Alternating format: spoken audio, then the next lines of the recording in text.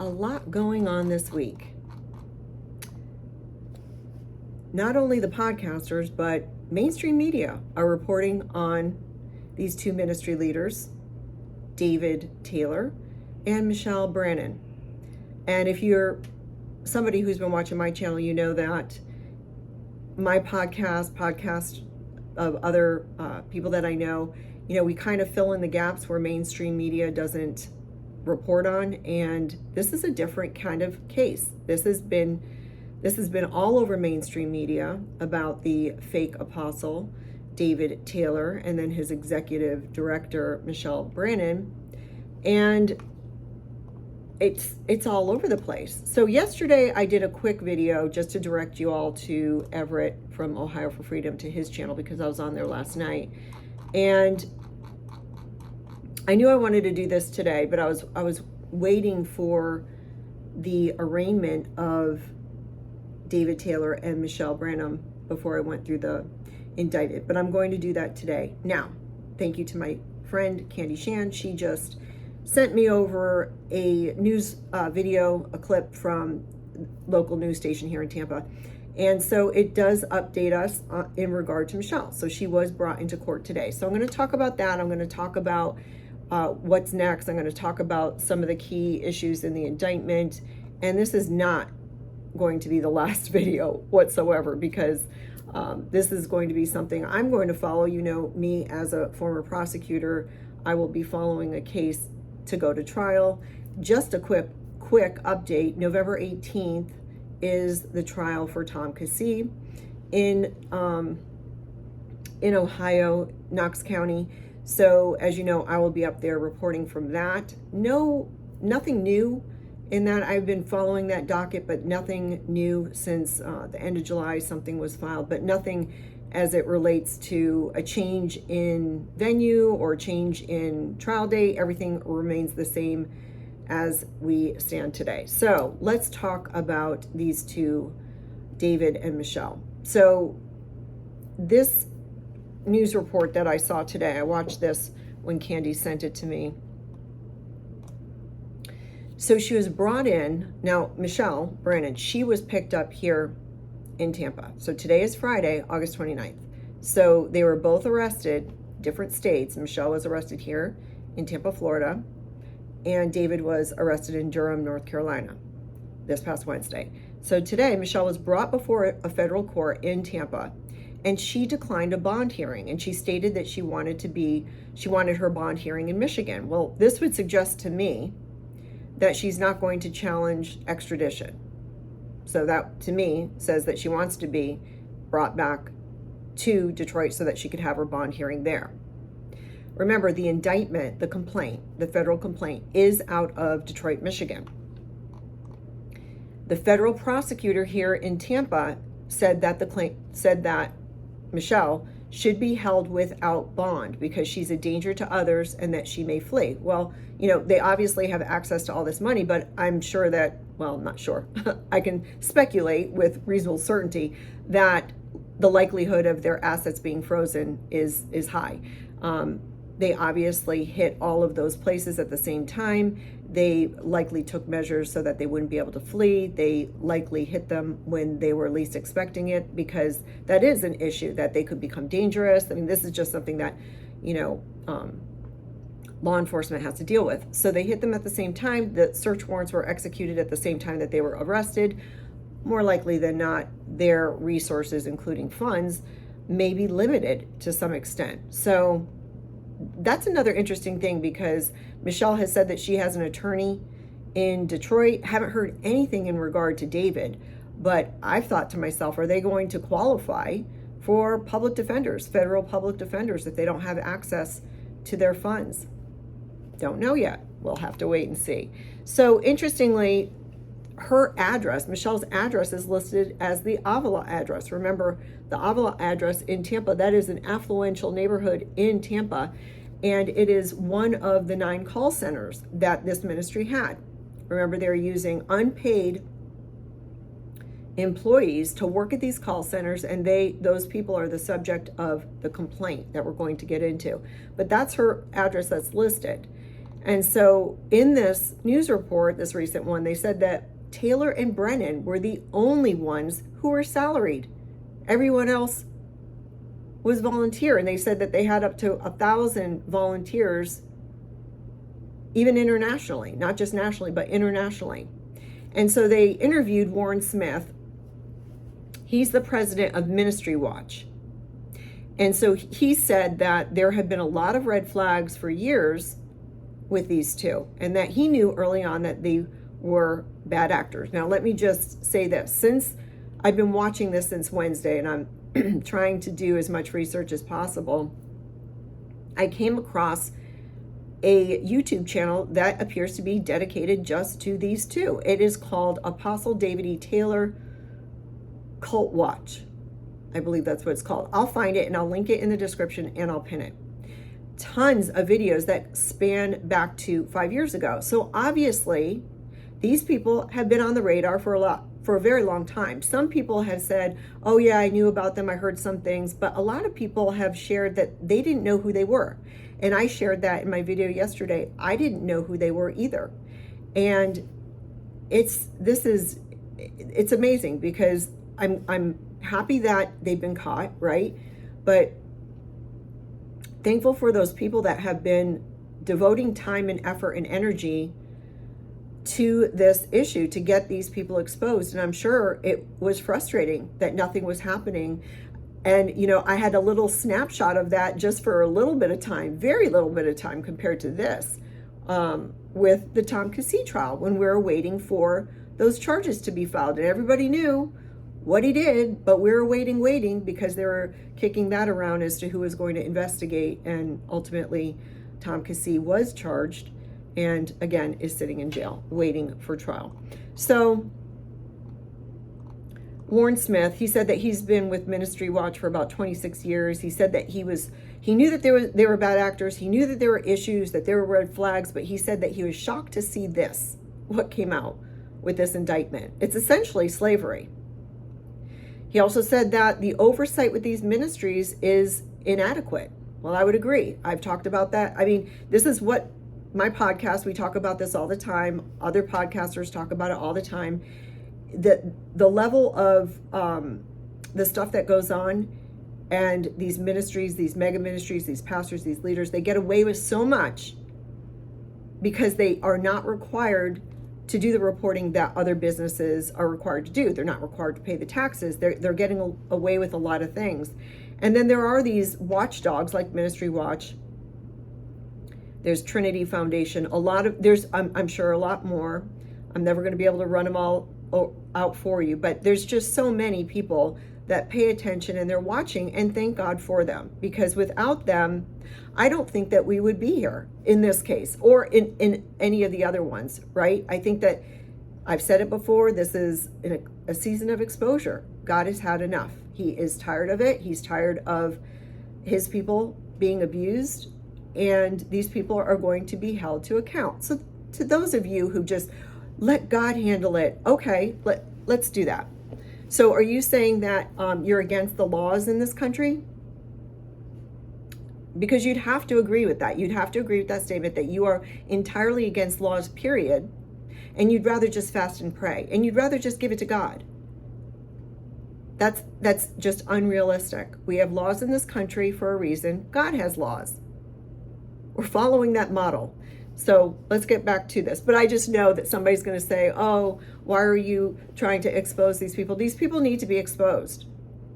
They are a danger. And even in light of the fact that there are people that are dedicated on social media, on YouTube, to making videos and exposing it, still nothing was done. But I do believe, and I even said this yesterday, not knowing about all this, I said it yesterday with Everett. I said, I bet FBI, I bet law enforcement, they're watching YouTube. So perhaps, I don't know, but perhaps that had something to do with getting us to this point where these two were finally arrested.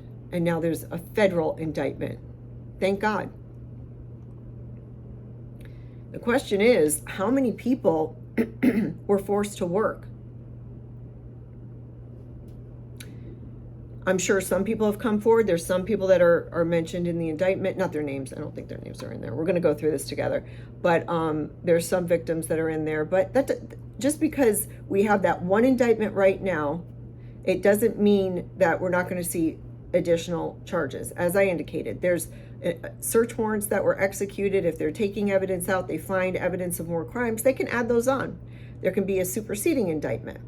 That means it takes the place of the original indictment. Okay, if you guys have questions, just put them in the comments. You know I like to answer your questions in that regard. So,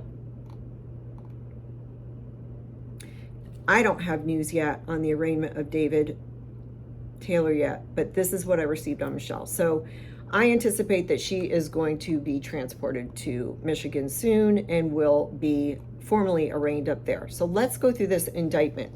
It is 23 pages, but I'm not going, I'm not going to read word for word. I'm going to try to go through just the key highlights to make this as quick as possible.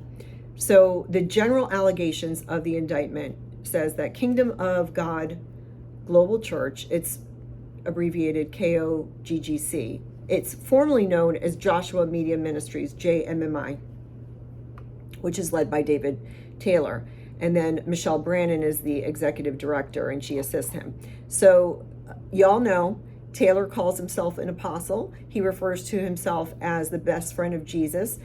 If you haven't seen them already, there's tons of videos where he's talking about pastors who he basically puts down pastors and says that pastors shouldn't be believed, that he's above all pastors, because he's an apostle. I'd love to know who appointed him as apostle. And just really brash. I mean, that's just putting it lightly. And he's claiming that God gave him the keys to the kingdom on earth. So he has these call centers. There's one in Michigan. They have them in Missouri, Texas, Florida. And they would get individuals from across the country to work as solicitors in the call centers. And they use these people, like I said, they do not pay them. And they are requiring these people to make a number of calls each day. They have a quota, and they are required to meet those quotas. And if they don't meet those quotas, then they are getting abused. And in this complaint, it says that the money that is being brought in, that Taylor is using it to support his extravagant lifestyle. Boats, cars, tickets for airlines, personal vehicles, luxury goods, clothes. He talked about I'm still trying to go through the deposition testimony that he gave 10 years ago.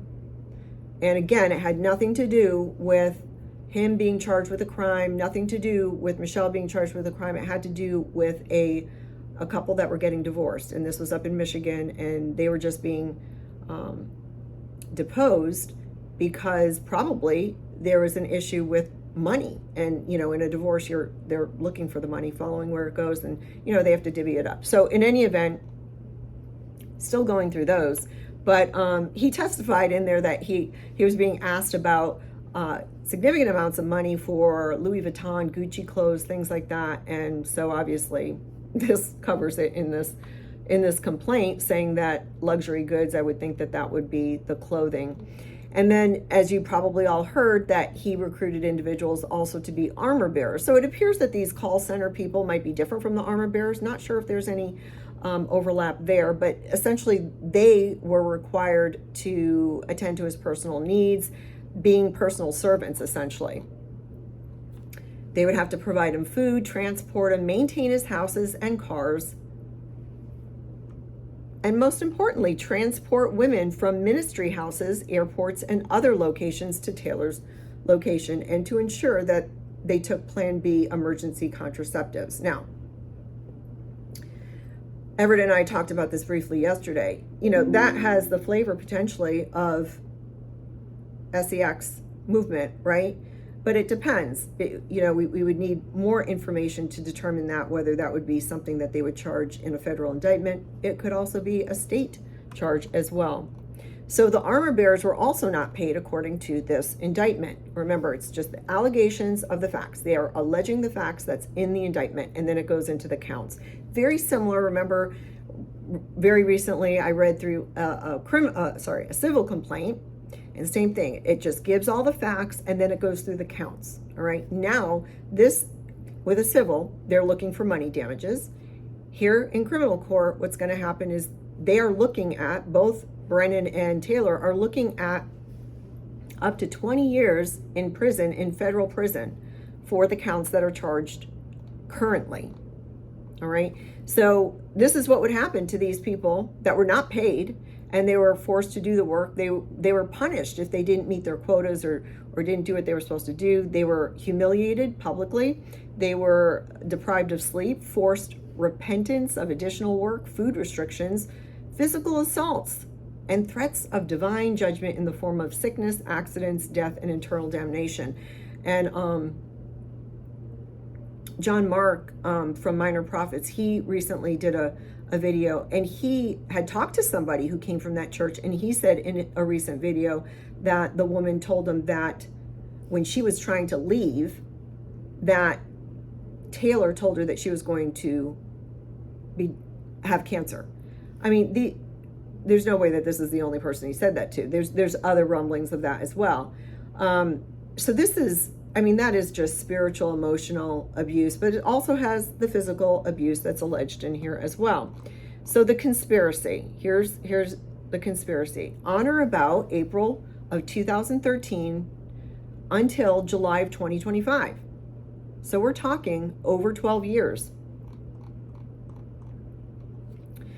That Taylor and Brannon and others known and unknown to the grand jury, so there's others, there's room for others, did knowingly conspire and agree with each other to provide and obtain labor and services of one or more persons by means of force, threats of force, physical restraint, threats of physical restraint, means of serious harm and threats of serious harm,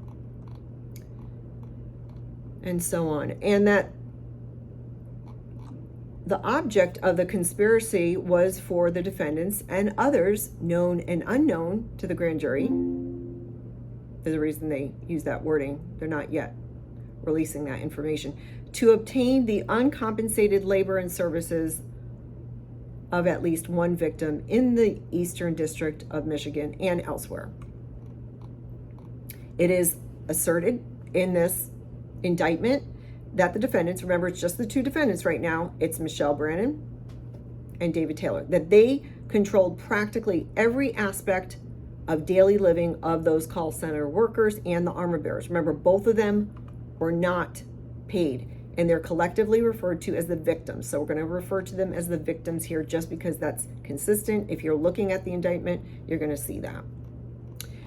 Taylor created the rules and then Brannon enforced them. And they demanded that victims cut off their family or friends. You know, we see that, you know, on this channel, a lot of others talks about that with cults. This appears to be a cult. What is one of those aspects? That's what they do. They separate you from friends and family. They don't want you to talk to them and you know, have your senses, come to your senses. There was a recent, I think it was a couple months ago, I talked about it and I forgot his name, Murad Mohammed, I think it was. And we all talked about that. That came up briefly. He was somebody that's a pastor, and I think that he was in the Cleveland area. And then a federal investigation began because that ministry was also alleged to have been a cult, and he was accused of assaulting quite a few individuals there. So I have not heard, it just brought to my attention about that because it's federal, you know, and we're seeing this cult mentality because with him as well, he was taking their phones away, not letting them call people. All of this is similar. There's nothing new under the sun. This is the same thing. And how people are getting away with this is just mind-blowing to me. How people remain in the church and still pay them is mind-blowing to me. How is that happening? Somebody please. Does somebody have an answer to that? Because I would love to know how that is happening. All right, so these victims would sleep in the call center or in a ministry house, and they've got it listed. There's 7, 8, 1, 2, 3, 4, 5, 6, 9. So 1 in Taylor, Michigan, 2 in Chesterfield, Missouri, 3 in Chesterfield, Missouri, 1 in Eureka, Missouri, 1 in Wildwood, Missouri, 1 in Tampa, Florida, 1 in Ocala, Florida, and 1 in Houston, Texas. And they prohibited dating within their ministry, and they exercised, I mean, you're exercising every control over these people. And they demanded that the victims apply for a government-funded electronic benefits transfer, EBT card. Somebody had mentioned that in a comment, and I had not heard it because I had not reviewed the indictment yet. But here it is. That's where it comes from. And having them claim to be homeless, and then they would give the cards to Taylor and Brannon or other staff. So it goes on and it talks about Taylor establishing working groups with the ministry, such as a Facebook team, a finance team, a call center, music team. And almost all of the victims were expected to participate in the call center in some capacity to assist in bringing the money donations, right? So that's the purpose, that's the goal, that's the end game, is to get the money in so that these two can live lavishly. And essentially they have slaves.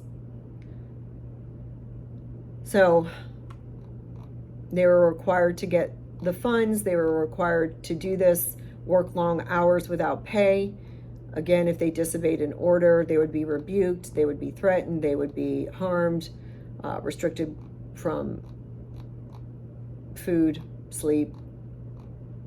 Then it goes into text messages that were received by victims. So likely not all is contained here. It's probably just ones that they decided to include in the indictment. So here's a couple of them. October 6, 2020, Michelle Brannon texts a message to several members of the media team saying, "Media team, no going to sleep until the Mosaic video is done." When I'm reading this stuff, I just keep flashing back to other videos I've done. That just reminded me of Faith Life Church, not that they deprived them of sleep, but remember one of the whistleblowers said that the media team, they were required to work so long, so many hours, and it's just this common thread. Another text, May 5th, 2021, Taylor texted to DG, his current armor bearer, so there's a victim, DG, ordering staff whose identity is known to the grand jury, "You'll have to raise $164,000 today. Each hour you fall behind, consequences will start. We will mess with the food. You will fast from the regular food or abstain for a while normally." And then puts them on that peanut butter and jelly 21-day fast with the peanut butter and jelly. September 11, 2021, Taylor texted victim DG, "Those in the top 9 that don't do well will stay up and close and stay on top of the delinquents. Put the pressure of them not having their time off nor food, they will fast." So clearly he's getting people to dictate his orders. DG, he's a victim, but used to execute his orders. There's more. I'm not going to go through all these. There's more and more. Pouring water on people's faces. Wake them up now so that they can work. Can't let them start later and sleep in. I mean, I don't care if you're tired. You guys, what is this? It's horrible. It's absolutely horrible. So this is a snapshot of some of the evidence that they'll be using at the jury trial. Talks about raising the money, admonishing the victims, not meeting the goals. And the forced labor, that's all of this. It just goes into all, it's the same count. So let's go here. Count 1. We talked about count 2. These are the forced labor, okay? So there's 8 victims and there's 10 counts. So there's 8 different victims. They are not identified, and it goes through the time frames for each of these victims. And then count 10, we get to the money laundering conspiracy, because the other counts were the forced labor and the conspiracy of forced labor. So count 10 is the last count, and that's the money laundering conspiracy. It alleges that beginning no later than 2018 and continuing until July of 2025 in the Eastern District of Michigan and elsewhere, that both of these defendants knowingly conspired and agreed with each other and with other persons and entities known and unknown to the grand jury to commit money laundering offenses in the against the statute that they cite. So let me just say that again. The grand jury, if they know or don't know, that means that the grand jury heard testimony either from other people or about other people who also conspired. So will we see other charges? Just like I talked about with Everett yesterday, that's a possibility. We could see other people being charged as well if they are conspirators. Now, there's also the possibility that these people who could have been accomplices or conspirators, that they could have made a deal with the federal government, and they could be working with the federal government by means of giving testimony to support these charges, and in turn getting a lighter sentence or no sentence. It just depends upon their level of culpability. It's up to the prosecutor to make that decision. So let's see. All right, the manner and means of the conspiracy. All right. So this is in the proceeds of those forced labor offenses in the form of donations to be deposited in the accounts held in the name of JMMI and KOGGC, the 2 ministry names, right? So both Taylor and Brannon, along with others known to the grand jury, were authorized signatories on the accounts held in the names of those 2 ministries, and that they used the proceeds of the forced labor offenses and deposited into those accounts to support the extravagant lifestyle of Taylor and to enrich Brannon. For example, Taylor and Brannon conspired to purchase a number of things such as boat, luxury cars, ATVs, jet skis, money transactions, while knowing that these monetary transactions involved criminally derived property, and which transactions in fact involve proceeds of forced labor offense. And then they list all of these assets that they purchased: Mercedes-Benz, Bentley Continental, boats, more Mercedes, another Bentley, ATVs, all these things. Oh, you all heard about the crab legs, 125 pounds of super colossal red king crab legs. Bulletproof automotive. There's 4 of those. Okay. Interesting. All right, so also added in here, criminal forfeiture allegations, which is very interesting. What that means is that the federal government is seeking to forfeit the property that they obtained through criminal means. Okay, so they say in this indictment, the above allegations contained in this indictment are included here for the purpose of alleging forfeiture pursuant to the statute. And upon conviction of these offenses, 1 through 9, that both of these defendants, Taylor and Brannon, shall forfeit to the U.S. any property, real or personal. Real meaning homes, land, that's real property. I know I've said that in other videos, but if you haven't watched me before, this will be new.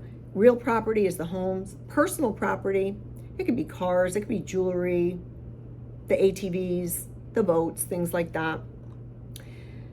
And any property traceable to such property, and any property, real or personal, that is derived from the proceeds that were directly or indirectly as a result of the violations that are contained herein. Okay, so that means not only are they looking at 10 counts of criminal charges that are all punishable up to 20 years for each count, and then they also have penalties, monetary penalties for those, fines. I mean, those are in hundreds of thousands.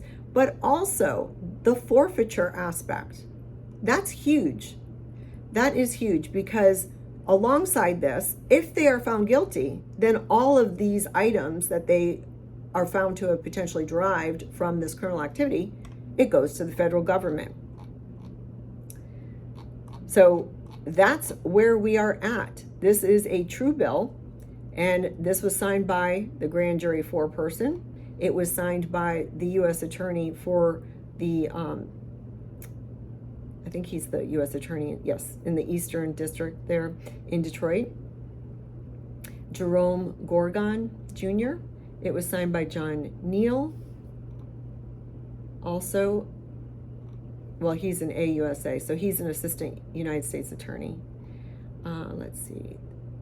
It was also signed by assistant U.S. attorney from the Homeland Security Unit, trial attorney from Human Trafficking Prosecution Unit, that's Christina Randall James, and signed by AUSA Adriana Didell, chief of Money Laundering and Asset Recovery Unit. So, several prosecutors their signatures, their names are contained on this indictment. And what happens next? Well, we're still waiting for the arraignments because they haven't happened. So, as I said earlier, Michelle's probably going to be, maybe she's being transported now as we speak, up to Michigan. If David hasn't been arraigned yet in Durham, North Carolina, or a city around that area, then he might be transported up to Michigan as well, as long as he does not challenge extradition. People do sometimes, but ultimately they do get extradited. I anticipate that that's going to happen here. Let's talk about just some things that could happen, right? Because people would say, well, are they going to get bond? I don't know. I mean, they might not even get a bond set. The judge up there might say, no, you're not getting a bond. You guys have all this money, you have access to it, even though you don't have access to it now, that you have people that you have contacts throughout this country, you have contacts in other countries. A whole slew of reasons, factors are considered in regard to bond. They look at the seriousness of those charges. They look at whether the person is a flight risk. You guys have heard me talk about this with Tom Cassie. So the judge is going to consider that. And I can tell you that the federal prosecutor is probably going to argue that they should have no bond. And that could potentially happen. Or they could get a bond. And even if they do get a bond, there's going to be conditions of bond. For sure, there's going to be a no contact order with any of these victims. Right? There's 8 of them that are listed here, I think. And so that is going to be a given. And then they could have, the GPS monitoring. They could be given one of those. They could be on house arrest. They would have to relinquish their driver's license, their passports, most likely. That's typically a condition of bond as well. Again, they could be given no bond, and then they just sit there until they go to trial. And if there is no superseding indictment, meaning that there's no new charges that's filed that takes the place of this one, then they go to trial on this indictment. These are the charges. And then let's just watch and see. And as I get information, I will update you. If you don't know already, the trials in federal court, they are not televised. There's no cameras allowed in the federal court. If you guys watched the Sean Combs trial, you're aware of that. I would suspect, if I'm a betting person, which I'm not, but if I was to bet here, I would suspect that they would go to trial here. A lot of these times that we're seeing these people, they're just so arrogant that they think that they can fool everybody. right? They fooled everybody this long. They're going to fool the jury too. But with federal charges, they've got the evidence laid out. They know that they have this case that they are able to prove beyond a reasonable doubt, even before they executed the arrest warrants and the search warrants. They knew. That's how they operate. I would suspect that they likely had this going on for some time.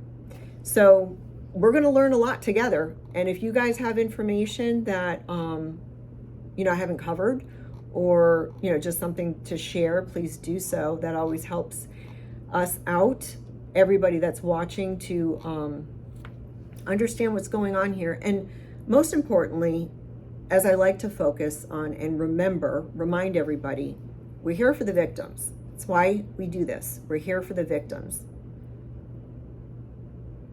They are, a lot of times when we start really focusing on,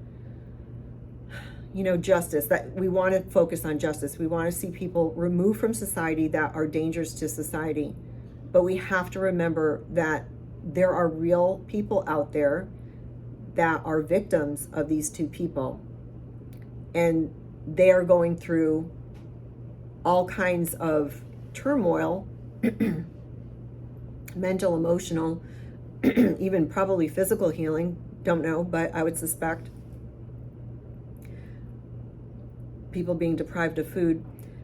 And they've been separated from their family. So there's a lot that they are likely having to deal with. I'm sure that there's a lot of victim advocates that are coming alongside them and helping them, but please pray for them, because we cannot forget about them, and this is for them. That's why we're here. That's why I'm here. I always say that I try to say that. Even if it just helps one victim, that is why I'm here, and I'm going to stand with the victims.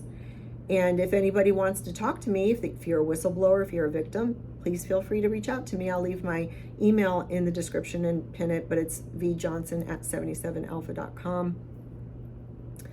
And so I'm going to end on that. If there is an update over the weekend, I'll let you know.